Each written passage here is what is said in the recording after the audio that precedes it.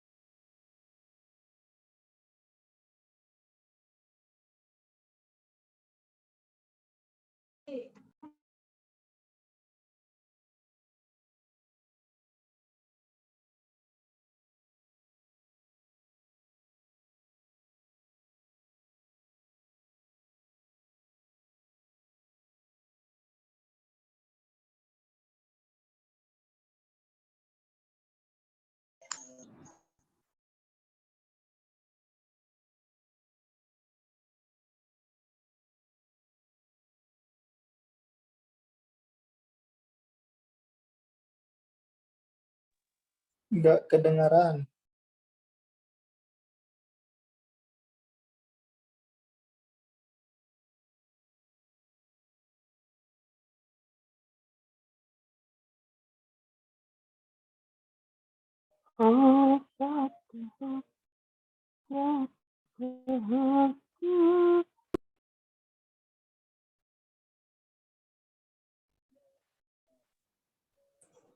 Nggak kedengaran.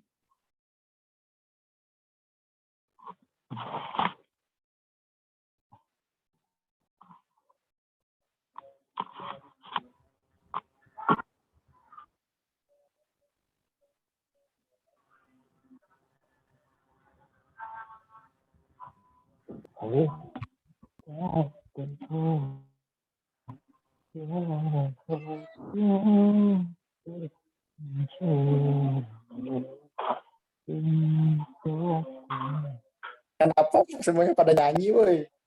Nggak kedengaran. Perasaan.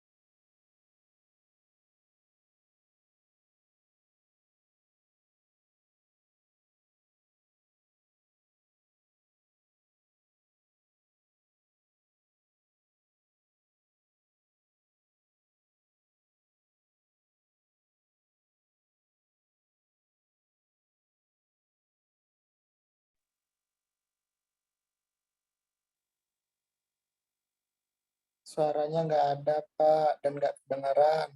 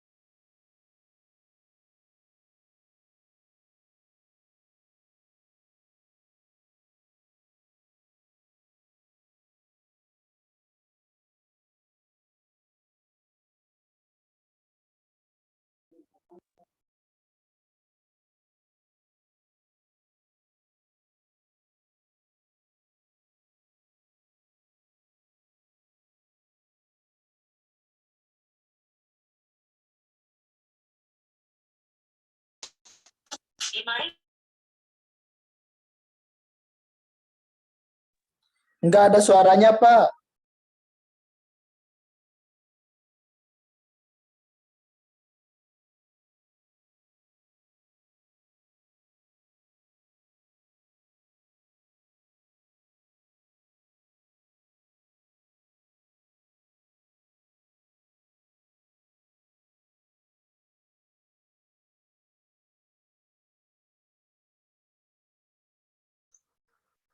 Suara apa enggak ada?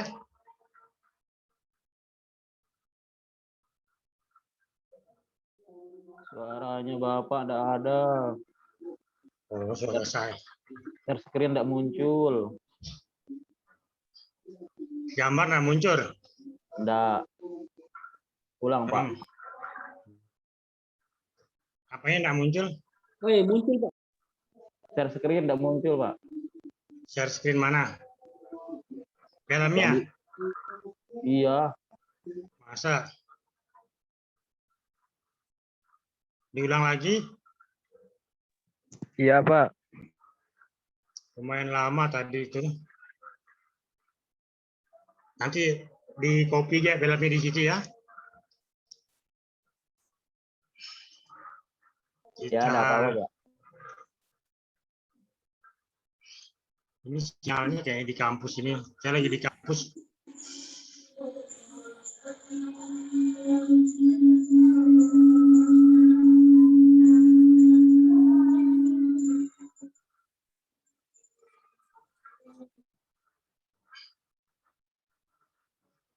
Terlihat ini? Iya Pak, lihat. Baik, kita mulai ya. Iya Pak, mulai dah. Nanti kalau bisa dua materi mungkin langsung. Yang satu dia terlalu banyak. Nah, kita banyak ketinggalan. Saya coba hari ini materi kita soal bentuk tindak pidana korupsi. Hari ini fokus kita akan bicara soal hukum pidana soal korupsi. Kalau yang tadi itu, nih lihat lagi. Jadi saya mau diskusikan ini. Baik. Latar belakang pengaturan tindak pidana TPK ini, tindak pidana korupsi, itu pertama soal merugikan keuangan negara dan perekonomian negara. Jadi inti korupsi itu adalah merugikan keuangan negara dan perekonomian negara. Yang kedua itu terkait soal menghambat pembangunan nasional. Yang ketiga soal pelanggaran terhadap hak-hak sosial dan ekonomi masyarakat secara luas. Yang keempat soal ancaman terhadap prinsip-prinsip demokrasi. Rumusan tindak pidana korupsi ini diatur di dalam Undang-Undang 31 tahun 99, junto perubahannya yaitu Undang-Undang Nomor 20 tahun 2001 tentang pemberantasan tindak pidana korupsi. Jadi itu dasar hukum pengaturan soal TPK, tindak pidana korupsi. Jadi Undang-Undang 31 junto Undang-Undang Nomor 20 2001. Tipologi tindak pidana korupsi itu ada 8. Pertama tindak pidana korupsi murni itu diatur di pasal 2 dan pasal 3. Kemudian tindak pidana penyuapan. Ketiga tindak pidana penggelapan. Keempat tindak pidana pemerasan dalam jabatan. Kelima tindak pidana gratifikasi. Keenam tindak pidana berkaitan dengan pemborongan atau leverage dan rekanan. Ke-8 ketujuh percobaan pembantuan atau perbuatan jahat. Ini diintegrasikan dengan pasal 55 dalam KUHP, yaitu delmin, penyertaan istilahnya. Jadi ada nama dalam hukum pidana itu delmin, penyertaan turut serta. Percobaan juga masuk turut serta, yang pemuakatan jahat, yang membantu. Nah, tindak pidana menghambat atau menghalang-halangi proses peradilan atau sering disebut dengan obstruction of justice. Jadi orang yang menghambat tindak pidana, orang yang menghambat dilakukannya penyidikan atau dilakukannya penyidikan, maka dapat dikenakan sebagai obstruction of justice.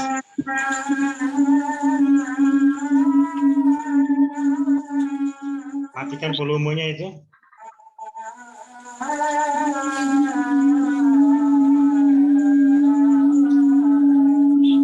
Apa punya suara? Suara volumenya itu dimatikan.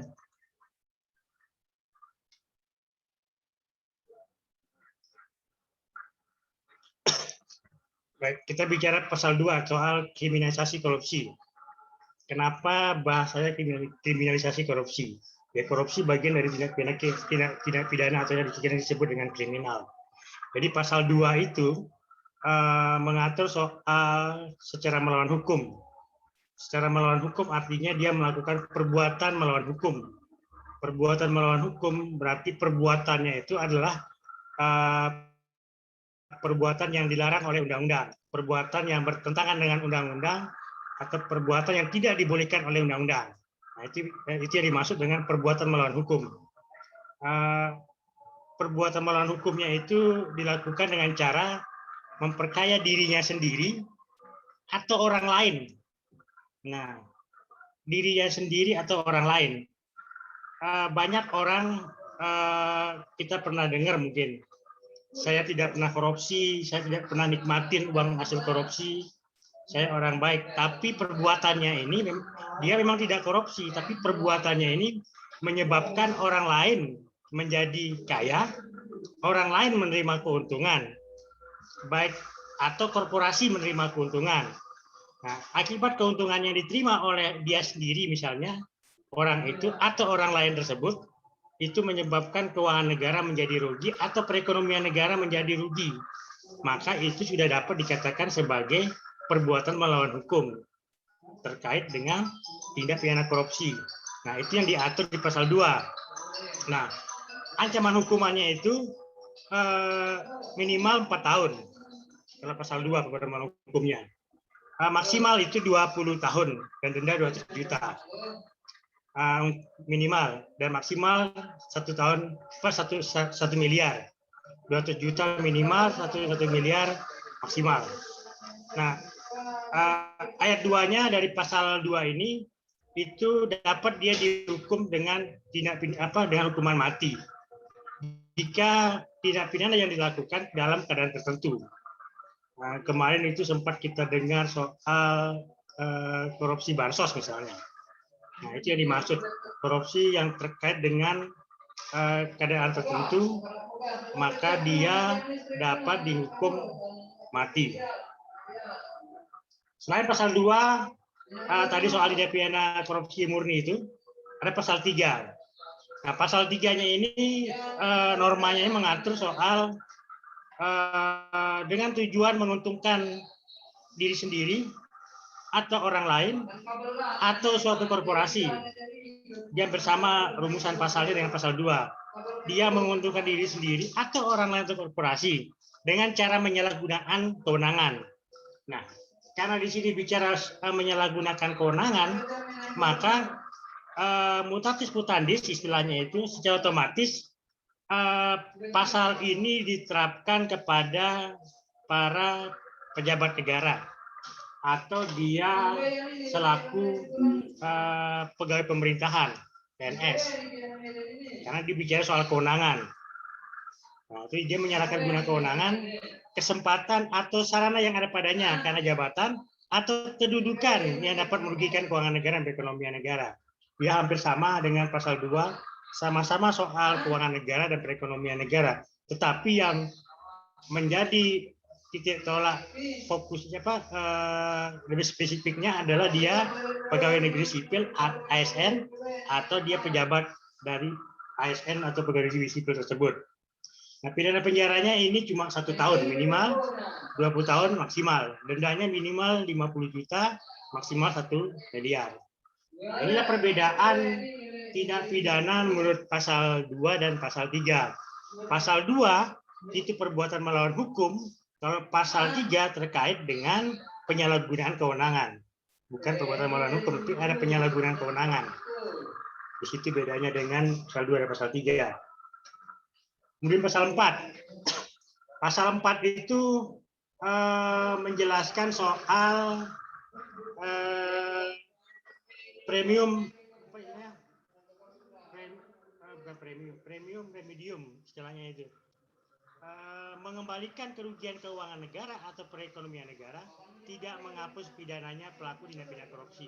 Jadi walaupun uang hasil korupsi sudah dibalikkan, tetapi secara hukum pidana dia tidak dihapus kemudian perbuatannya. Perbuatannya masih bisa ditindak secara pidana walaupun dia sudah mengembalikan misalnya. Tidak menghapus perbuatan. Nah, itu yang diatur di pasal 4 Undang-Undang Tindak Pidana Korupsi Undang-Undang Tipikor. Nah, pasal 5 rumusan pasalnya atau rumusan deliknya itu menjanjikan suatu kepada pengadilan negeri penyelenggara negara dengan maksud supaya penyelenggara negara tersebut berbuat atau tidak berbuat sesuatu dalam jabatannya yang bertentangan dengan kewajibannya. Nah, memberi suatu kepada pejabat negara karena berhubungan dengan suatu yang bertentangan dengan kewajiban tidak dilakukan dalam jabatan. Nah, penyelenggara negara yang menerima pemberian atau janji bandingkan dengan pasal 12A dan B. Pidana penjara minimal 1 tahun, maksimal 5 tahun, atau denda minimal 50 juta, maksimal 250 juta. Nah, itu pasal 5. Jadi pasal 5 ini terkait soal ada janji. Ada janji di luar penyelenggara negara, kepada penyelenggara negara, untuk dia berbuat atau tidak berbuat sesuatu. Jadi walaupun dia niat, dengan niat orang sudah bisa dapat dipidana. Karena dia perbuatannya tidak mesti sudah dilakukan. Tapi sudah ada pembicaraan, sudah ada niat untuk mensuap, itu sudah dapat dipidana. Karena niatnya itu menurut penjelasan pasal 5 ini adalah bertentangan dengan kesusilaan, bertentangan dengan prinsip-prinsip yang berlaku di masyarakat. Maka dia sudah dapat dinyatakan melakukan perbuatan pidana, yaitu niatnya untuk mensuap orang atau dan sebagainya. Nanti dia masuk. Jadi dia penjaranya minimal 1 tahun dan maksimal 5 tahun. Nah, pasal 7 itu terkait dengan pemborong atau ahli bangunan. Nah, pada waktu membuat bangunan atau penjual bahan bangunan, yang pada waktu menyerahkan bahan bangunan, melakukan perbuatan curang yang dapat membahayakan keamanan orang, barang, dan keselamatan negara dalam keadaan perang. Setiap orang bertugas mengawasi pembangunan, menyerahkan bahan bangunan, sengaja membiarkan perbuatan curang. Nah, pasal 7 ini fokus kepada perbuatan curang. Jadi perbuatan curang dilakukan oleh si pemborong atau ahli bangunan atau pemilik bahan bangunan yang menyerahkan misalnya. Nah, perbuatan curang ini bisa mengurangi volume. Perbuatan curang ini misalnya juga si pemilik bahan bangunan misalnya menjanjikan dan sebagainya, bonus dan segala macamnya itu perbuatan curang. Karena pengurangan volume itu berdampak kepada kualitas bangunan tersebut. Nah, itu ketika berdampak pada kualitas bangunan, maka dampak itu menimbulkan kerugian misalnya. Kerugian terhadap nilai dari sebuah bangunan. Misal seperti itu. Misalnya orang ini pemborong ini beli semen 8. Si pemborong yang membeli ini menyampaikan kepada pemilik bangunan, cukup Anda serahkan 7 ke tempat saya. 1 saya titip di saudara, misalnya di toko bangunan. Nah, itu yang dimaksud dengan perbuatan curang. Si pemilik bangunan juga membiarkan perbuatan itu dilakukan. Jadi dia ini juga dapat dipidana. Nah, seperti itu contohnya. Seharusnya beli 8, diantar oleh pemilik bangunan cuma 7, 1-nya dibiarkan di pemilik bangunan. Nanti di akhir proyek diambil sama si pembeli ini. Itu sama-sama perbuatannya dilakukan secara bersama-sama.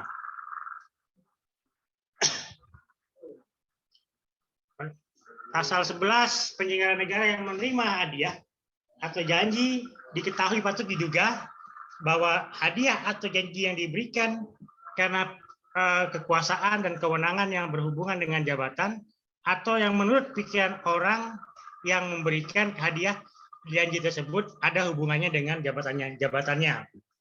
Jadi ketika dia memberikan janji, saya dapat untung 50 juta. Besok saya janjikan saudara 1% misalnya. Itu sudah masuk janji. Sudah masuk janji atau dia diberi hadiah. Kalau saya menang di proyek ini, saya akan berikan saudara mobil misalnya. Itu sudah bagian dari janji.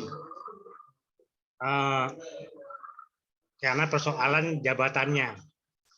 Nah, pidana penjaranya minimal 1 tahun, maksimal 5 tahun. Atau dendanya 50 juta, maksimal 250 juta. 12. Penyelenggara negara yang menerima hadiah atau janji, padahal diketahui dan patut diduga bahwa hadiah atau janji tersebut diberikan untuk menggerakkan agar melakukan tindak tidak melakukan suatu jabatannya yang bertentangan dengan kewajibannya. Jadi penyelenggara negara yang menerima hadiah padahal diketahui patut diduga hadiah tersebut diberikan sebagai akibat disebabkan karena telah tidak melakukan suatu dalam jabatan bertentangan dengan kewajibannya. Nah, pasal 12 ini jadi penyelenggara negara yang dengan maksud menguntungkan diri sendiri, orang lain secara melawan hukum. Hampir sama rumusan pasalnya dengan pasal 2. Memberikan suatu, membayar, menerima pembayaran dengan potongan, dapat diskon, atau untuk mengerjakan sesuatu yang bagi dirinya sendiri. Itu. Jadi dapat diskon, kemudian dia yang mengerjakan sendiri, si pegawai negeri ini, penyelenggara negara ini, kemudian memaksa orang lain untuk memberikan sesuatu kepadanya, si pegawai negeri ini, misalnya dia harus menyetor sekian.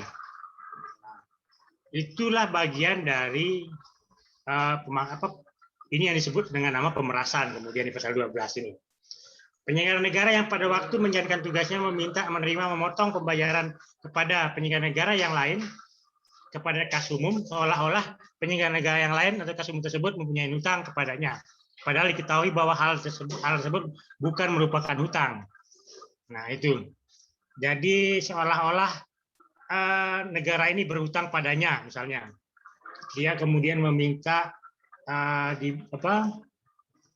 melakukan pembayaran hutang tersebut karena negara istilahnya itu ada pemaksaan dari penyelenggara negara yang lain kepada bendahara misalnya.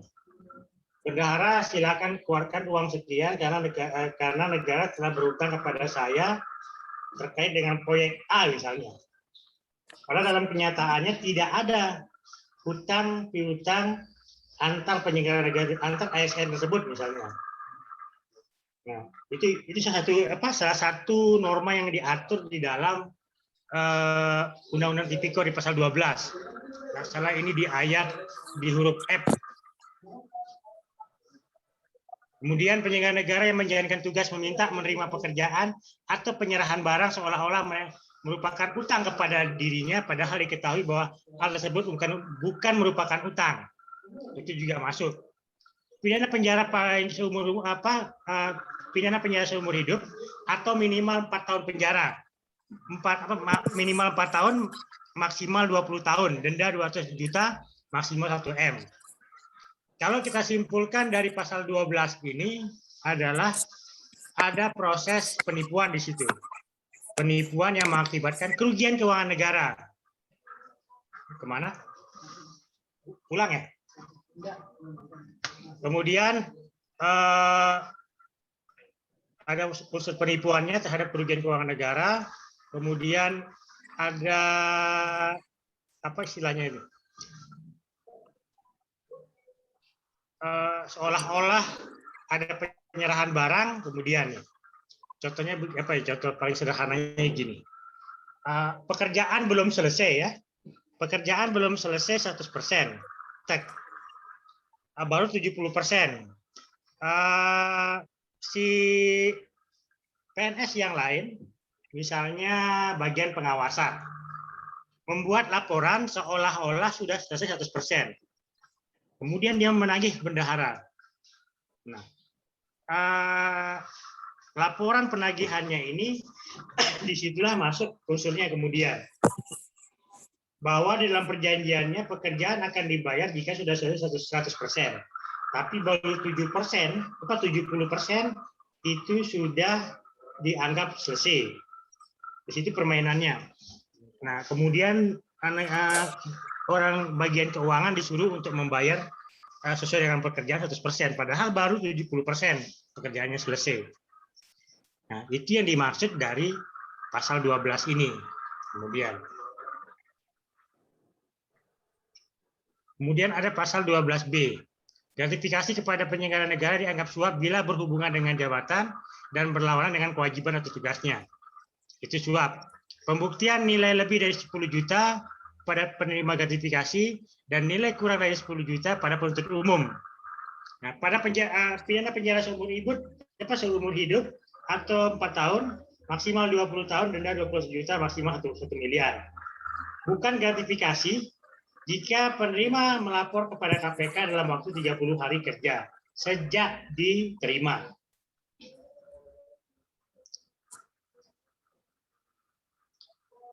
Pasal 12C dan pasal 12B ayat 1 tidak berlaku jika melapor ke KPK.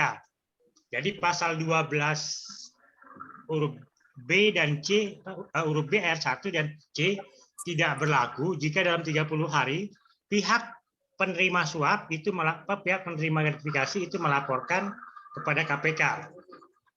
Nah, dan menetapkan menjadi milik penerima atau milik negara. Pasal 13 memberikan hadiah atau janji kepada pejabat negara mengingat kekuasaan wewenang yang melekat pada jabatan kedudukannya atau dianggap melekat kepada jabatan tersebut dipidana penjara maksimal 3 tahun dan denda 150 juta. Jadi dia menerima janji itu karena jabatan. Jadi ini suap kepada jabatan tersebut, maka dia dapat dibela dengan 3 tahun. Pidana tambahan ini ada 4. Ada perampasan barang milik bergerak, berwujud, tidak berwujud, yang digunakan untuk atau memperoleh daripada tindak pidana korupsi. Kemudian pembayaran uang pengganti. Kemudian penutupan usaha sebagian perusahaan yang lamanya 1 tahun. Keempat, pencabutan hak-hak tertentu, penghapusan keuntungan tertentu, itu bisa dilakukan untuk pidana tambahan di dalam tindak pidana korupsi.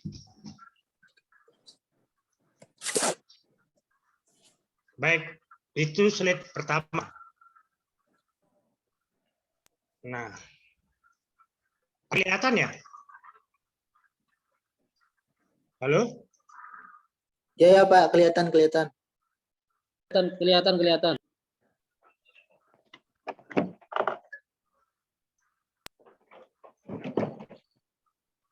Lihat nggak tadi itu? Iya, lihat Pak. Kecil, Pak, kecil. Tinggal Apanya di kecil? zoom. Apanya kecil?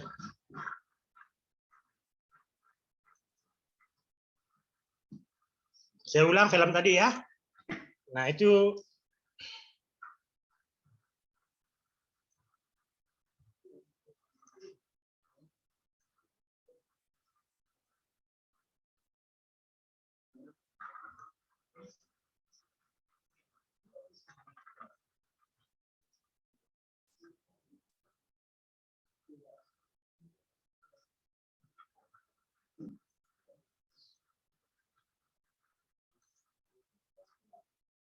udah film ini yang ini. Tunggu.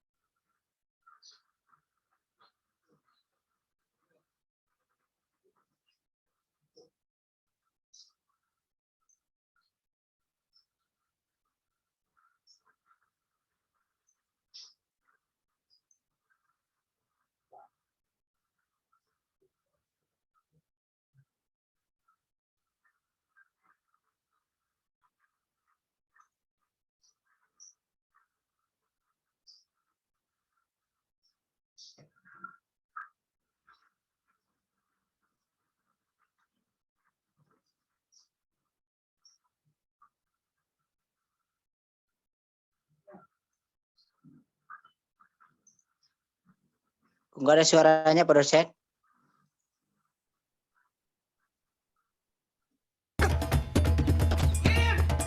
Udah terlihat? Bukan kemarin bilang udah janji. Mana? Iya. Siapa ini? Belum. Ya udah.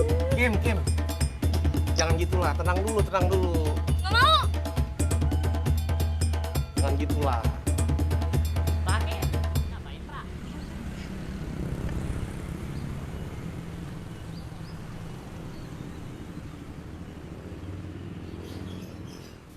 Nggak percaya aku, Pi. Dari yang hampir nggak naik kelas, sekarang ranking 9. Aku juga, Mi. Makanya aku berani janji.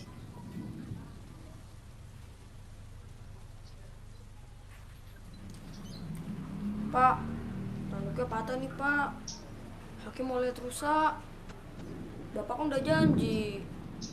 Hakim belajar terus loh Pak tiap hari. Patah ya? Mana?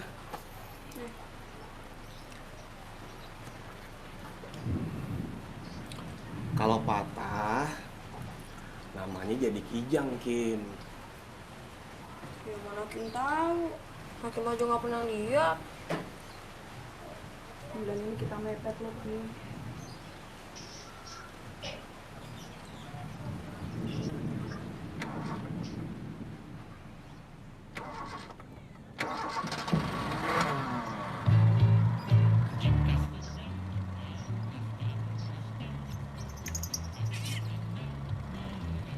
Jador jaga rumah ya.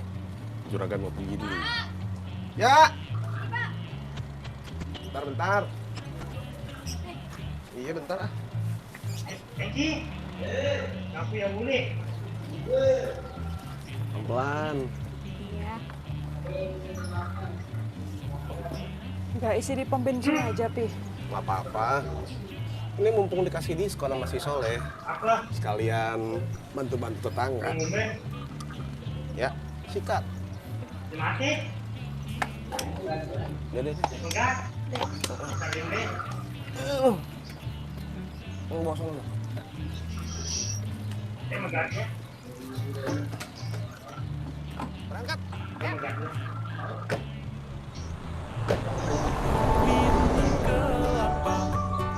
Harganya pun istimewa, pasti kantong yang cekak.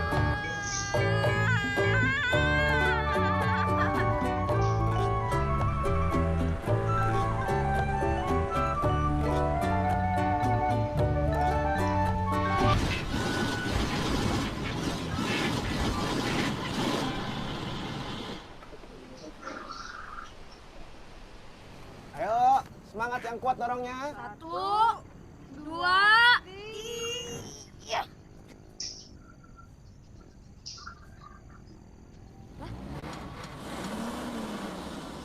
Dadah.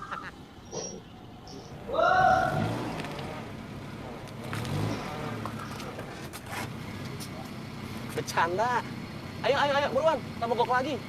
Masuk.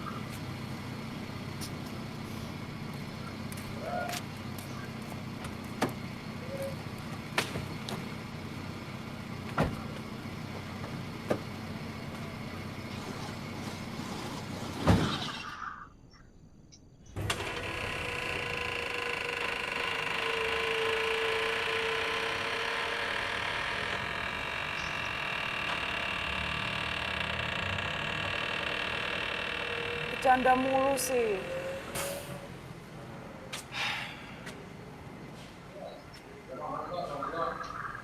Tabung mesinnya mampet, Pak.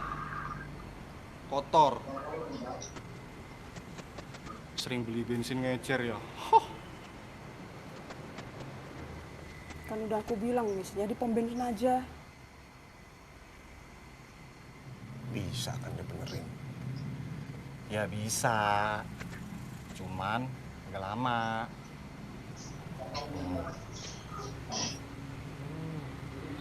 Ini kan datang ke sini kan cuma gara mogok, kenapa jadi Oli Gardan? Semuanya biar jadi lebih bagus, pas jalan lebih enak, dibilangan. Ya, ini mah tanda-tanda kiamat. Si miskin menceramai si miskin. Ya udah jadi gimana? PSBB transisi kembali diperpanjang. Perpanjangan ini dilakukan selama 14 hari terhitung dari 9 November hingga 22 November 2020. Dalam situasi ini timbul keringanan dalam sektor wisata. Bukannya kembali tempat rekreasi. Namun diharapkan untuk tetap berwaspada. Kurang ajar juga si Soleh itu. Papi bilang ke tetangga-tetangga ntar. Emangnya Om Soleh kenapa Pak? Bapak dibohongin sama Om Soleh. Dia jual bensin emang murah. Tapi bensinnya dicampur minyak tanah. Sekarang kijangkung rusak. Ya ini namanya kan bikin susah orang. Ingat ya Kim, bohong itu dosa. Awas jadi pembohong. Enggak, Nyang. pada kasus konfirmasi terjadi pengembangan pembatasan dalam 12 hari terakhir. Pada persentase kenaikan kasus pada 7 November 2020.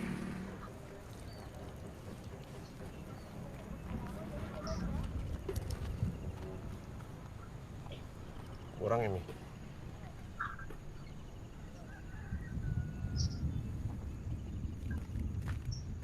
Pak, kita jadi ke kebun binatang kan?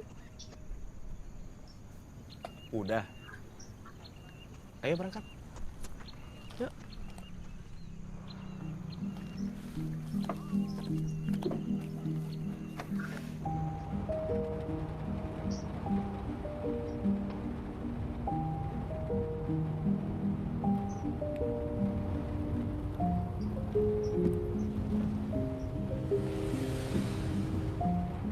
Pak, kita jadi ke kebun binatang kan?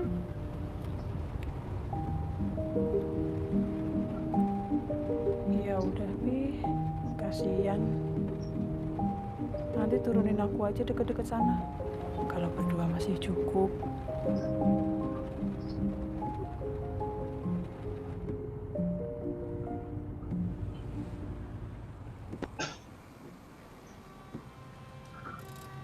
Kim. Kamu diem aja di situ. Diem, jangan gerak-gerak. Udah, tenang aja.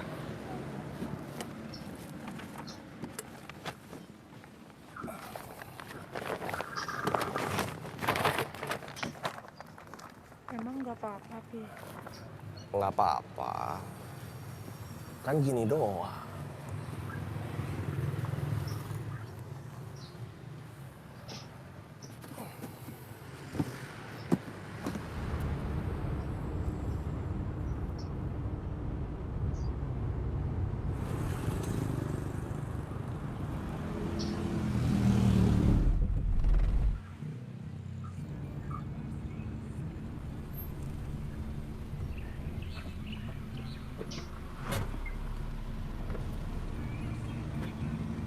Selamat siang, Pak. Siang, Pak. Duh, ini sendirian aja nih. Iya, Pak. Saya cek dulu ya bagasinya ya. Hmm.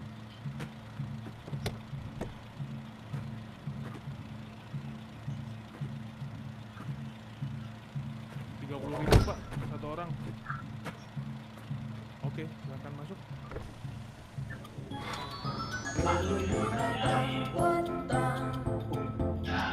Ayo silahkan datang kebun binatang Botang. Semua pasti Seneng si Hakim. Kim, nih. Ini rusa. Itu kijang. Tapi kijangnya jauh amat ya.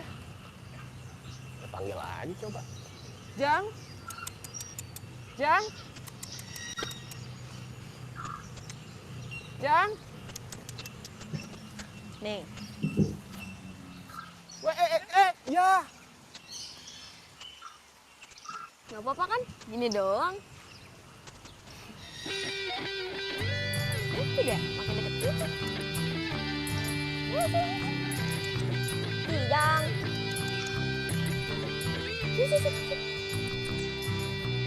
rambut kita hitam warnanya, langit cerah warnanya biru, segala sesuatu sudah ada aturannya.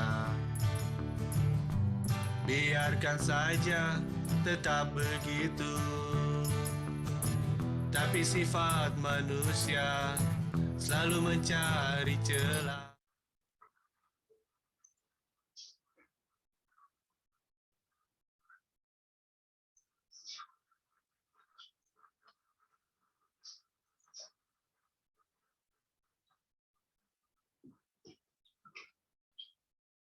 Saya buka materi lagi satu deh.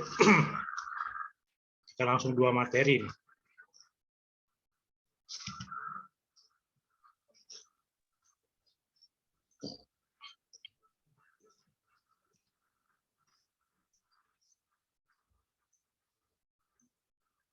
Karena minggu kemarin kita tertinggal 2 materi. Jadi harus kita kejar yang 2 materi itu.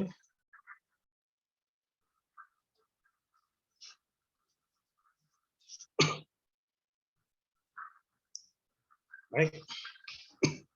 Selanjutnya kita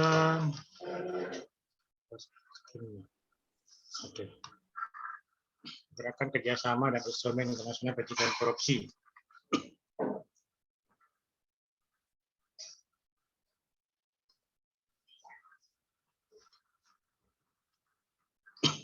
Baik, materi ini berangkat dari latar belakang terkait soal pada dasarnya seorang yang berada dalam wilayah suatu negara secara otomatis dia harus tunduk pada ketentuan yang berlaku di dalam wilayah negara tersebut.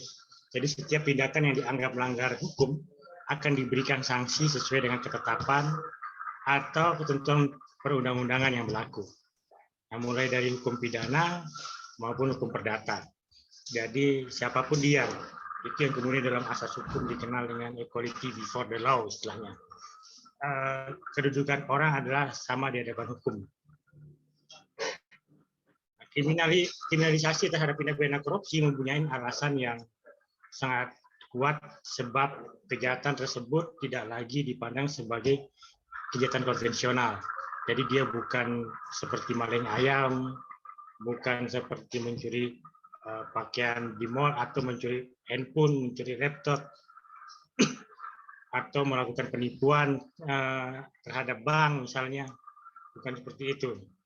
Jadi dia lebih kepada kejahatan yang luar biasa atau extraordinary crime karena berpotensi merugikan berbagai dimensi kehidupan. Orang korupsi bisa menyebabkan orang lain menjadi menerima dampaknya. Ini kemudian dikatakan extraordinary crime. Secara internasional, tindak pidana korupsi dapat jumlahnya yang sangat signifikan dan dapat menimbulkan ancaman terhadap stabilitas keamanan masyarakat, dapat merusak lembaga dan nilai-nilai demokrasi. Kita masih ingat soal Filipina. Jadi di tahun 80-an itu ada Filipina dengan saya lupa namanya itu, Presiden Filipina hampir sama dengan Soeharto, hampir sebagian besar negara ya. Sebagian besar negara yang ketika dia presidennya berkuasa lebih dari 10 tahun, pasti orientasinya adalah bagaimana dia untuk menjadi seumur hidup. Pasti orientasinya begitu. Nah, itu yang terjadi di hampir sebagian besar negara. Kemudian di sekitar pasca Perang Dunia Pertama itu. Nah, itu yang terjadi. Jadi faktor-faktor itu yang kemudian menyebabkan persoalan bisnis yang tidak jujur, mencederai keberlanjutan atau tegaknya hukum atau sustainable development istilahnya itu mempengaruhi kemudian. Jadi secara empiris terbuka bahwa kemungkinan keterkaitan antara suap, korupsi, dan bentuk kejahatan lain, khususnya kejahatan terorganisasi, misalnya terorisme, perdagangan orang, penyelundupan migran misalnya, penyelundupan migran secara gelap dan lain-lain, atau kejahatan ekonomi termasuk tindak pidana pencucian uang, money laundering, yang menempatkan tindak pidana korupsi termasuk suap sebagai salah satu kejahatan yang menghasilkan atau merupakan sumber dana yang berasal dari sumber dana yang bisa dicuci atau sering disebut dengan predicated crime istilahnya.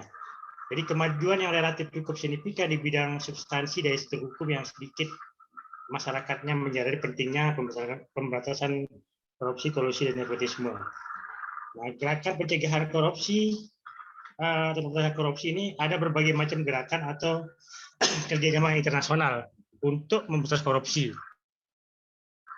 Ada gerakan yang kerjasamanya dilakukan baik secara internasional melalui PBB atau antar negara, juga kerjasama dengan oleh masyarakat sipil atau lembaga swadaya masyarakat, internasional NGO ya.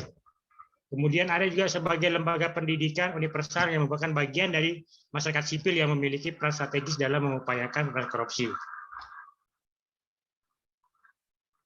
Di gerakan pencegahan pemberantasan korupsi ini ada transparansi internasional, misalnya membuat program National Integrity System.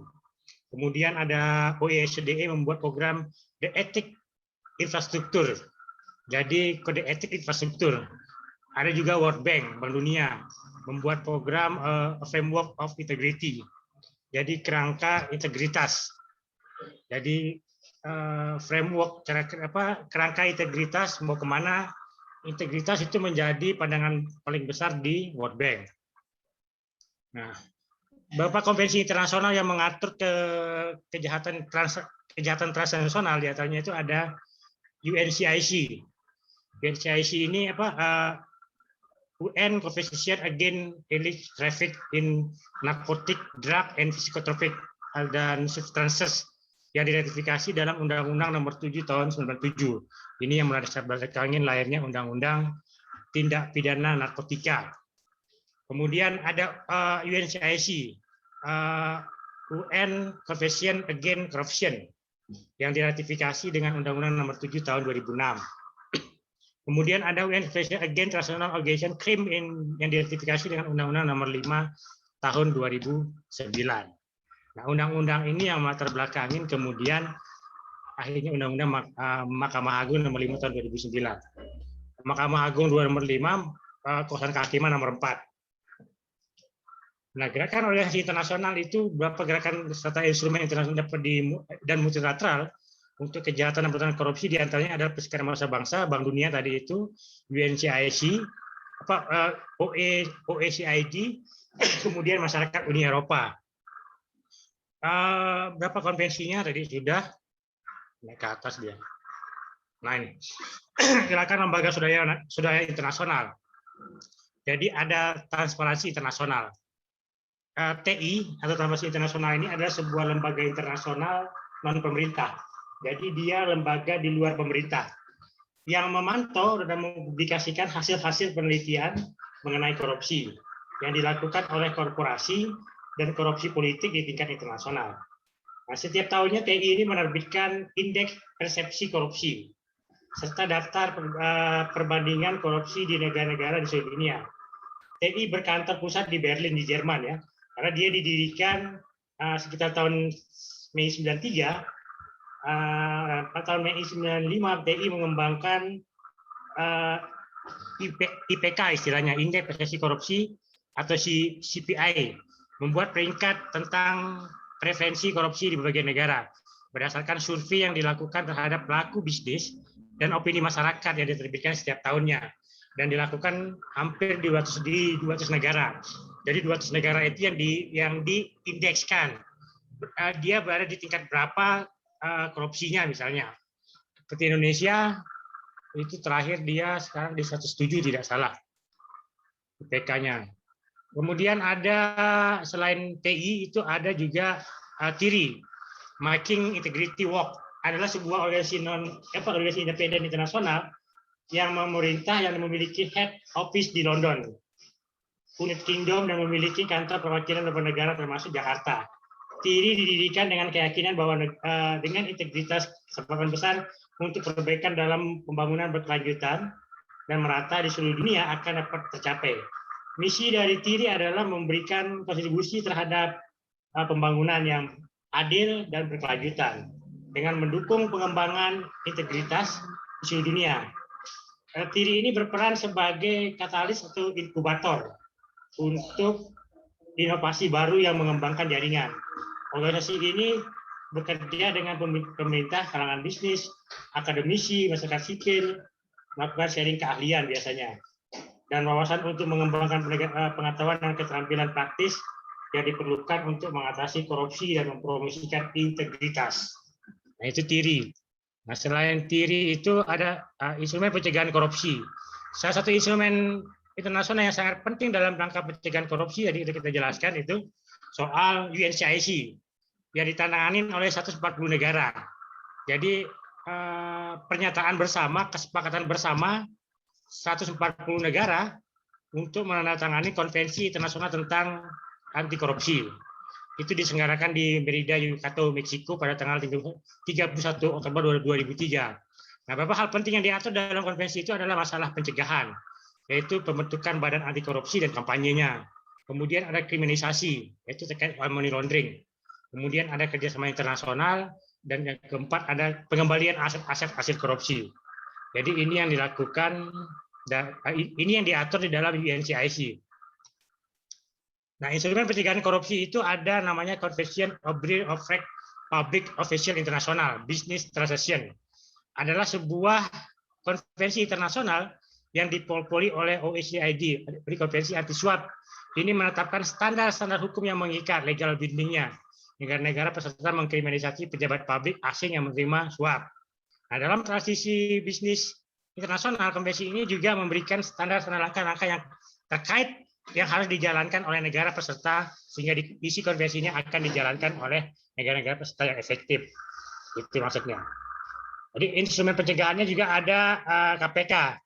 Jadi KPK ini sebagai lembaga independen yang berfungsi sebagai trigger mekanisme pemberantasan korupsi. KPK telah berupaya melakukan berbagai kerjasama internasional. Dua bentuk kerjasama internasional yakni international assistance dan international cooperation yang dilakukan oleh KPK. Jadi dia sebagai asisten internasional dan sebagai cooperation internasional. Jadi begitu. Ada pertanyaan?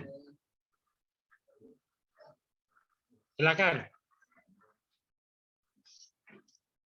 Ada yang bertanya? Nggak ada. Nggak ada. Kenapa nggak ada?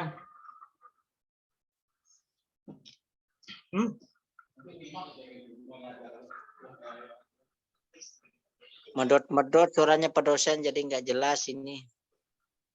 Masa nggak jelas? Iya, kurang jaringan saya Pak dosen. Kurang jaringan? Wifi saya nggak. Iya. Ya, maklum. Jaringannya medot-medot. Kurang kota itu Bang. Yang kedengeran Pak, tapi Iya, kemungkinan itu kurang kuat. Ada pertanyaan? Kapan kita kuliah offline Pak? Kali aja. Nanti waktu presentasi. Musim hujan. Kalau musim hujan. Ada pertanyaan dulu? Kalau nggak ada, ya kita akhiri.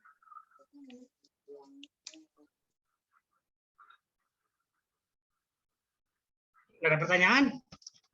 Pun ada yang bertanya ya? Nggak boleh nggak bertanya.